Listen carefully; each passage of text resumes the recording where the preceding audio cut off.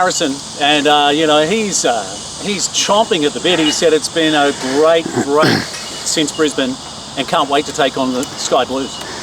Yeah, it was a nice kind of respite to have a little bit of time for the players to recover from the Christmas period. 4 games in 11 days, 3 games in 6 days, whatever it was very hectic for us, and the boys came through it really well. So they've had a few days now to kind of recover themselves, but also more importantly as well, get some work on the training pitch as well, which we've not had much time to do over the festive period. But we've had some good work this week, and quite rightly so that he's chomping at the bit for this Sydney game, because it's an exciting game for us.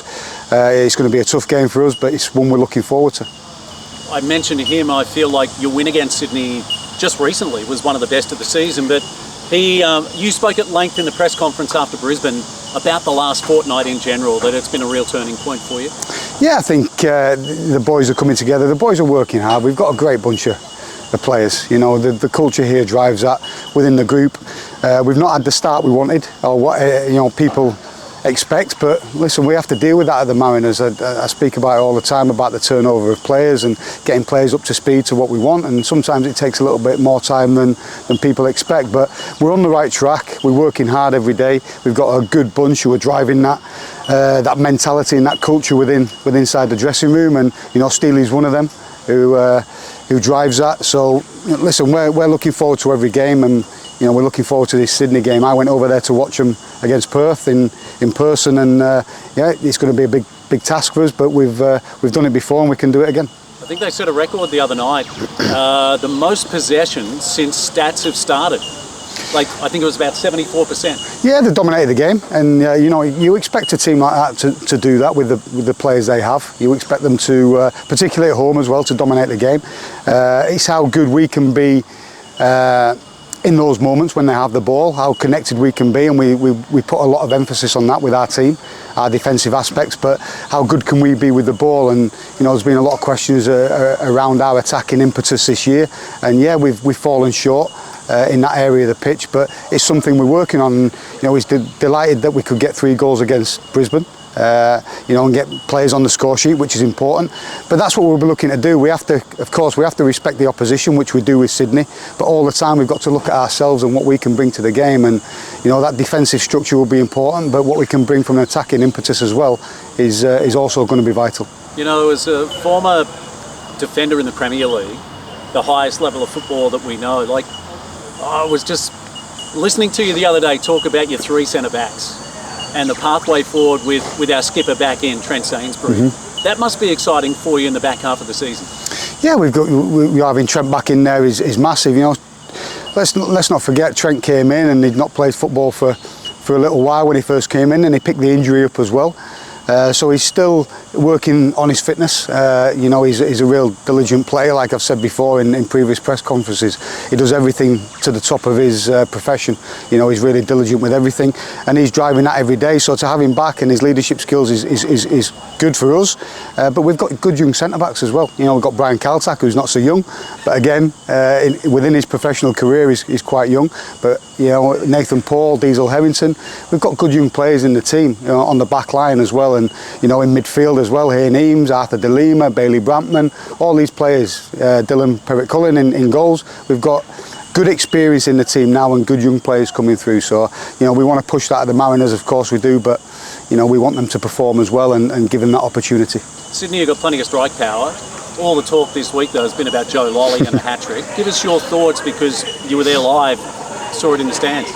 Yeah. He's a great player. We knew that last season as well, and early on in the season as well.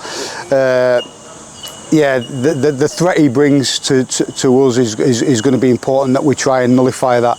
He's an out-and-out winger. He played that the other day against Perth, and when he gets the ball, he runs at speed. He can dip in on his left foot, which is really dangerous, but he can also go on the outside as well, and he can score goals. So, listen, we have a plan how to deal with that and how to combat that, and it's for sure that whoever's going to be up against Joe Lolly needs to be on top of their game tomorrow. I could talk to you about, I thought Dylan Perrott-Cullen. I could talk about De Lima. I feel like that could be a Hollywood movie. What a script that is for the young man back in his hometown. or back at the club where he first started. But could I ask you about Mikhail Docker? Because if you look at all the stats in the A-League this season, he's one of the leaders in nearly every category. Yeah, and he's probably played a number of positions as well. He's played left back, right back. He's played as a second striker. He's played as a winger. He's played as a number 10. His versatility is so important to the team. You know, and then not only that, but you know, a player's commitment to do that. You know, I've worked with players in the past where they're not overly keen to be shifting positions every game or even within game. You know, Mikhail just, you know, he just adapts to it. He does it with a smile, and he does it to the best of his ability as well. And whichever position we've put him in this season, you know, he's really shone. And you know, he's a massive part of our team. And you know, wherever he plays tomorrow, I'm sure we'll get a strong performance from him. Jacko, you're going to say it's another game. It's 3 points up for grabs, but you know, in the last few months, I've given kind of journalists at NBN, not just here but in Newcastle, a crash course on what a game against Sydney FC means to our club. It dates back to year one. Some massive clashes, including the grand final where Dwight York scores the winner. But so for the entirety of this competition, Sydney FC is a different game for us. Would you agree? Yeah, definitely agree. It's they're one of the big clubs in the league. Let's not. We can't hide away from it. They're one of the big clubs. You know, the structure they have, the players they have, the history they have as well. But we've shown over recent seasons we can compete. We've shown this season we can compete. Yes, they got a red card just before half time, and that, of course, it impacts the game. And we can't let that cloud our judgment. But there was a lot of good things in that victory.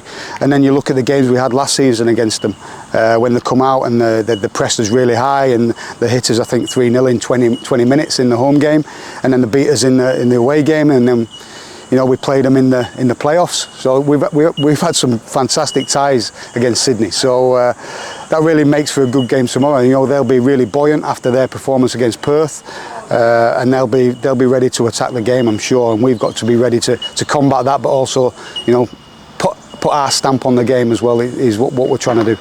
Actually, I think I got it wrong. It wasn't Dwight York. It was Stevie Corica who scored the winner in the first grand final. Sorry, mate. What's the focus in the final session? Today, listen, not too much on the pitch today.